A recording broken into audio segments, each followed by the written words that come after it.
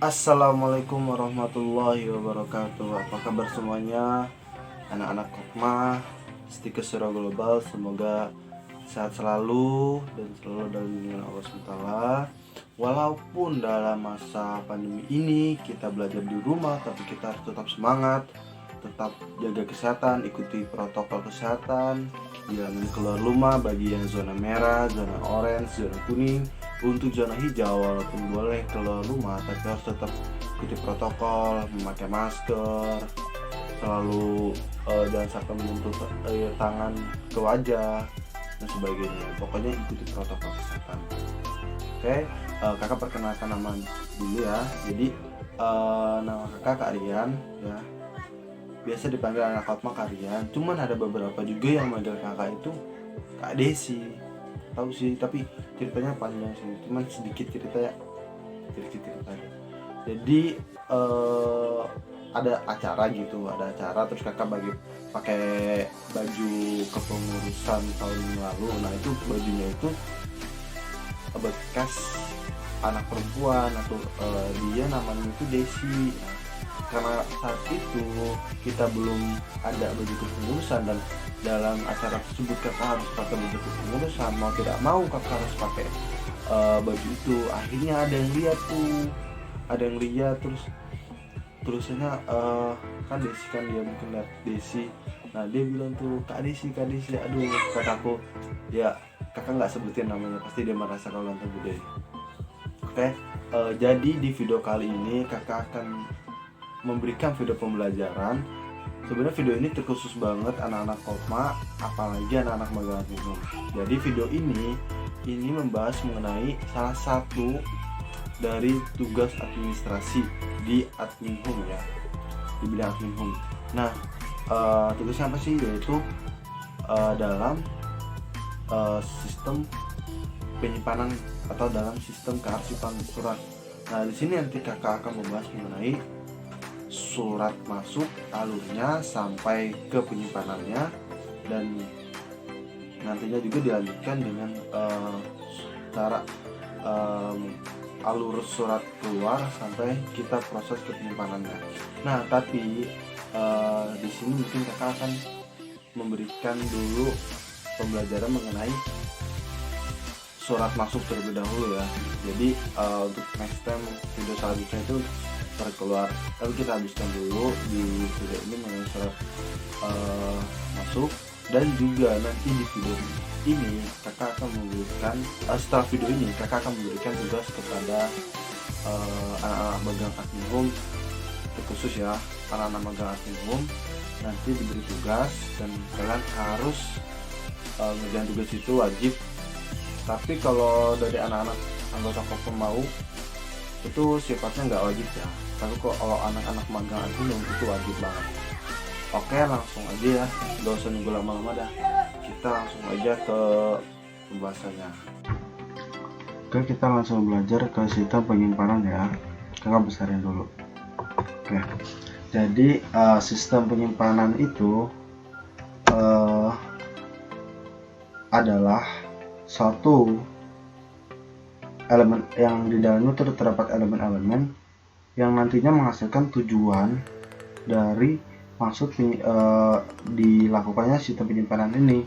Tujuan apa? Untuk mempermudah ketika kita ingin mencari warakat-warakat atau surat-surat. Nah, kita akan bahas mengenai sistem penyimpanan surat di sini ya, surat masuk dan surat keluar. Tapi di video kali ini kakak akan menjelaskan mengenai surat masuk terlebih dahulu. Langsung aja ya, kita bahas mengenai surat masuk. Nah, surat masuk itu pengertiannya adalah surat yang diterima oleh suatu perusahaan atau organisasi yang berasal dari pihak lain, baik perorangan maupun perusahaan. Jadi secara garis besarnya surat masuk itu adalah surat yang diperoleh dari pihak lain ya. Langsung aja kita ke fungsi surat masuk. Nah, fungsi surat masuk itu ada 6 ya, ada 6. Nah, apa aja sih? Yang pertama surat sebagai alat komunikasi, yang kedua sebagai wakil dari penulis, yang ketiga sebagai alat bukti tulis, keempat sebagai pedoman pelaksanaan kerja, kelima sebagai alat peringat, keenam sebagai alat bukti tertulis. Yaitu fungsi surat masuk. langsung aja. Nah, di sini kakak akan menjabarkan sedikit mengenai prosedur permohonan surat masuk ya. Jadi prosedur permohonan surat masuk yang di sini itu biasanya ada di perusahaan-perusahaan besar secara umum ya digunain. Nah, sistemnya kayak gini alurnya sampai disimpannya. Pertama surat datang, diterima, kemudian dicatat di buku agenda, terus dikasih kartu indeks, habis itu diolah dan disimpan. Nah, untuk penjelasan ini nanti akan berurutan ya, apa sih itu buku agenda, nah habis itu kartu indeks, nah nanti itu akan dijelaskan. Tapi nanti mungkin di video ini kita akan belajar dulu mengenai buku agenda. Kakak akan jelasin dulu ini ya, surat ya, pertama alurnya. Jadi surat tersebut datang ya, lalu diterima oleh kita, nanti dicatat di buku agenda. Nah, setelah dicatat di buku agenda, kita diberikan kartu indeks di surat tersebut. Setelah diberi kartu indeks, baru diolah. Diolahnya itu apa sih kak? Nah, diolahnya itu kita memberikan tahu maksud dan tujuan dari surat tersebut kepada pihak yang dituju dari surat tersebut. Nah, baru setelah diolah tadi disimpan di penyimpanannya gitu. Itu prosedur permohonan surat masuk yang secara umum ya, yang digunain secara umum. Selanjutnya yaitu prosedur surat masuk Kopma SSG. Nah, prosedur surat masuk Kopma SSG ini kayak gini ya. Pertama ada penerima, nah kemudian kita nanti dari pihak admin akan identifikasi penerima ini siapa. Jadi suratnya datang itu penerimanya siapa, pertama kali diterima oleh siapa. Nah, dan untuk dari admin sendiri mewajibkan bagi yang menerima surat ya, suratnya yang berupa ini hard, berupa surat asli secara bisa disentuh ya, secara hard, itu di belakangnya ada ditulis nama penerima dan tanda tangan penerima. Kemudian setelah itu nanti pihak admin akan memberitahukan surat tersebut kepada pengurus ya, jika ditujuannya untuk pengurus. Kalau enggak untuk ini ya, kalau ditujukan untuk ketum aja ya kita langsung ke ketum aja gitu. Nah, biasanya kita wajib itu memberitahukan kepada pengurus, terutama di polres admin ya. Terus baru tuh kita tunjuk delegasi. Kenapa sih di sini ada tunjuk delegasi ya? Terkadang di undang-undang itu kebanyakan memang undangannya itu undangan rapat, undangan kegiatan dan sebagainya. Nah, nantinya dari surat tersebut kita akan tunjuk delegasinya dari surat tersebut tuh. Misalnya surat tersebut mengenai apa ya? Ini aja dah, delegasi HUT Kopma UMY misalnya. Nah, nanti di situ kita akan ngasih tahu nih, ini ada undangan nih dari Kopma UMY buat HUT, ngadirin HUT Kopma UMY, siapa aja yang mau ngikut. Nah, nanti kan ada yang nulis nih, biasanya kadang kan ada yang banyak tuh yang list. Nah, baru kita tunjuk tuh. Biasanya kan dari Kopma UMY sendiri, dari Kopma kalau ada acara kayak gitu dibatasin tuh, nggak sampai misalnya sampai 20 orang, itu nggak, paling 5 orang lah paling banyak kalau HUT ya, undangan HUT gitu, atau lebih dari itu. Habis itu penunjukan delegasi, baru kita nanti catat di buku agenda. Buku agenda itu apa sih? Buku agenda itu buku yang berisi nomor identitas penerima, identitas perusahaan atau organisasi yang mengirim surat tersebut ke pihak kita, dan data-data lainnya yang berkaitan dengan isi surat tersebut. Itu buku catatan. Untuk apa sih buku catatan nih digunainya kak? Nah, buku catatan ini digunakan agar nantinya ketika kita ingin mencari suratnya, kita akan mudah mencarinya. Terus kedua, ketika kita ingin melihat agenda undangan, misalnya nih undangan kan datang misalnya di bulan Juni nih, nanti agenda kegiatan di bulan Juli. Nah, kita bisa lihat di buku jadwal di bukunya catatan agenda itu ada jadwal kegiatan atau undangan enggak pas Juli itu tanggal berapa aja, nah bisa dilihat di situ. Nah habis itu barulah diarsipkan. Selanjutnya ya, selanjutnya itu buka agenda surat masuk. Nah kakak kan sampai di ini ya menjelaskan mengenai buku agenda surat masuk. Nah buku agenda surat masuk itu ada beberapa komponen ya di dalamnya.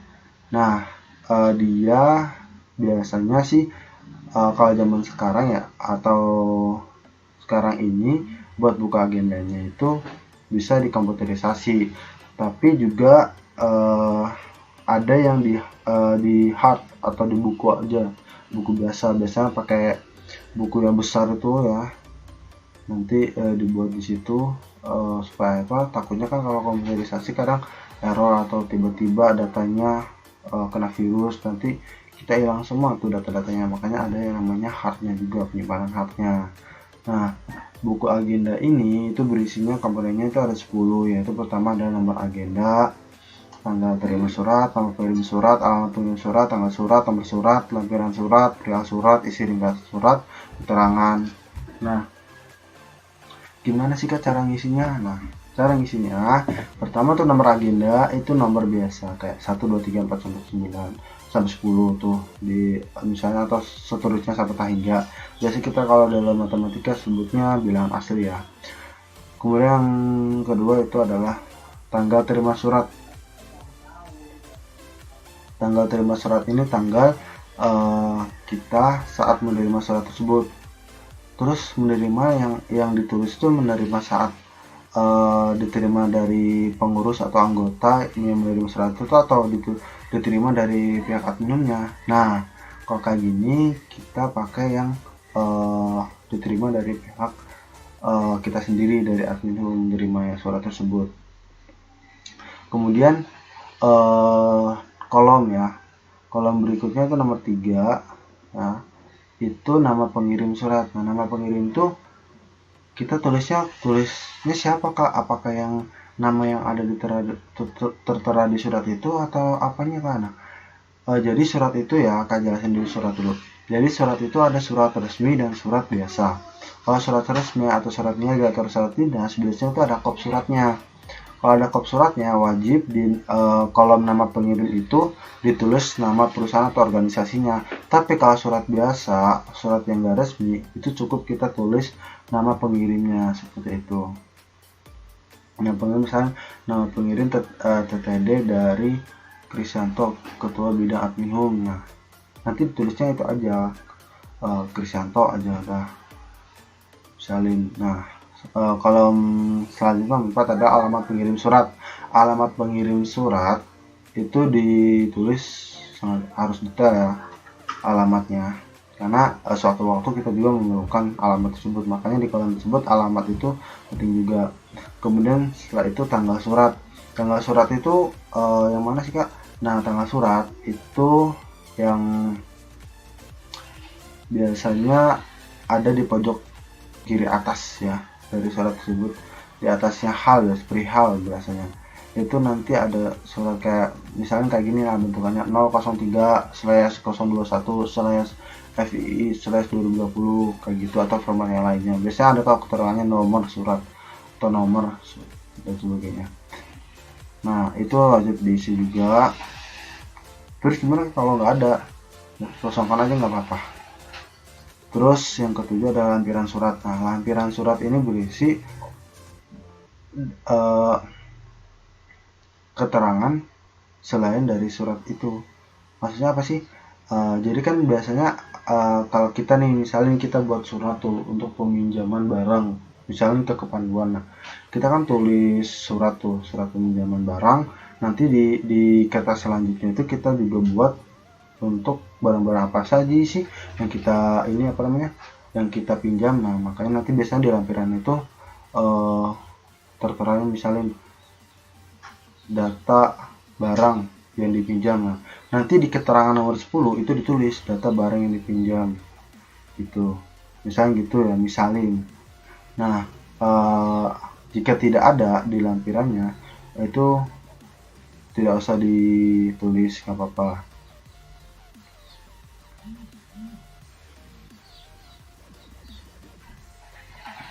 Terus selanjutnya itu mengenai perihal surat. Nah, perihal surat ini biasanya di bawahnya nomor surat ya, biasanya ada kok yang namanya biasanya hal titik dua undangan rapat. Nah, itu nanti diisi di kolom perihalnya. Kolom perihalnya itu diisi ya. Jadi nanti di kolom tersebut biasanya kan udah ada ya di surat tersebut mengenai perihalnya. Tapi gimana sih Kak kalau seandainya nggak ada perihalnya? Nah, wajib diisi juga nih di perihalnya. Kalian wajib baca dulu tuh suratnya. Nanti di situ kalian akan dapetin tuh, oh maksudnya surat ini perihalnya. Nah, baru misalnya nih perihalnya tentang undangan surat, nah, undangan rapat, undangan surat lagi, undangan rapat. Nah, gitu.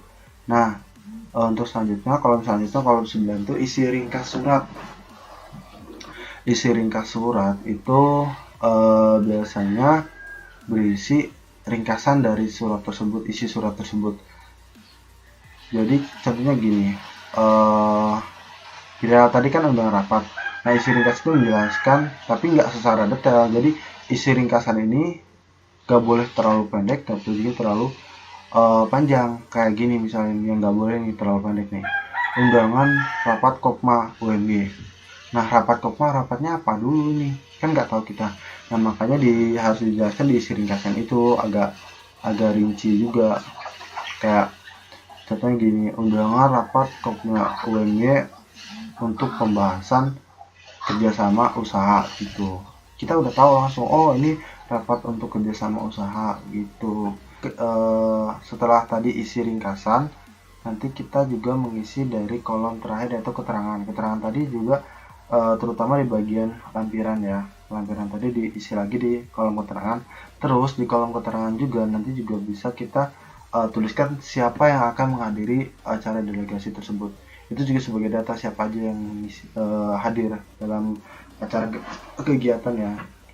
Biar nantinya dari pihak yang memegang atau diamani sebagai pemegang buku catatan tadi, itu nantinya ketika memang udah dekat dengan acara yang kan ada data-data tuh undangan yang telah masuk. Nah, acaranya kan udah ada juga tuh data-datanya. Nah, kita bisa tahu nih acara terdekat apa, nanti bisa diberitahukan ke pihak yang akan menghadiri acara tersebut agar juga tidak lupa gitu, seperti itu. Nah, itu kegunaannya. Mungkin penjelasan dari kakak itu aja dulu mengenai surat masuk. Oke, mungkin itu video dari kakak.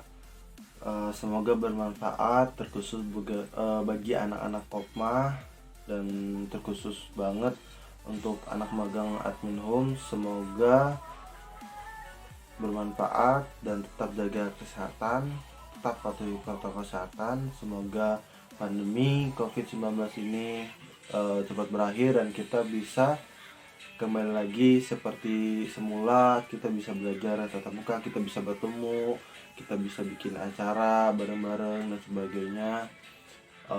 Sekian dari kakak. Assalamualaikum warahmatullahi wabarakatuh. Bravo Kopma, bravo Kopma, bravo, bravo, bravo.